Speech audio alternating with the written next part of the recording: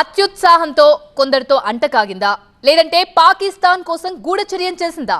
ఒకటి కాదు రెండు కాదు 8 రోజులైనా ఇంకా ఎంక్వైరీ కొలిక్కి రాలేదు.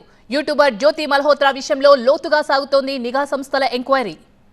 పాకిస్తాన్ ఇంటెలిజెన్స్ అధికారులతో పరిచయాలున్నట్టు ఎన్ఐఏ విచారణలో అంగీకరించింది హర్యానా యూట్యూబర్.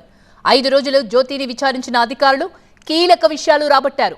వాదనల తర్వాత కోర్టు ఆమెకు 4 రోజుల రిమాండ్ విధించింది. జ్యోతి మల్హోత్రా విదేశీ ప్రయాణికులకు డబ్బు ఎక్కడి నుంచి వచ్చిందన్న కోణంలో అధికారులు దర్యాప్తు చేస్తున్న క్రమంలో కొత్త విషయం బయటకొచ్చింది. జ్యోతికి యుఏఈకి చెందిన ట్రావెల్ కంపెనీ విగో స్పాన్సర్షిప్ చేసినట్టు బయటపడింది.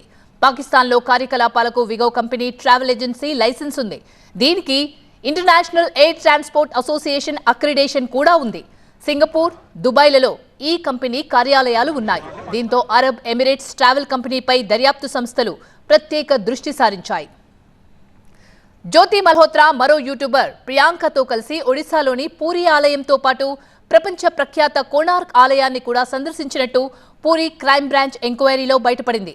అయితే ఉగ్ర ముఠాలతో గాని ఉగ్రవాదులతో గాని జ్యోతి మల్హోత్రాకు సంబంధం ఉన్నట్టు, ఉగ్ర కార్యకలాపాల్లో పాలు పంచుకున్నట్టు ఇప్పటిదాకా ఎలాంటి ఆధారాలు లభించలేదు.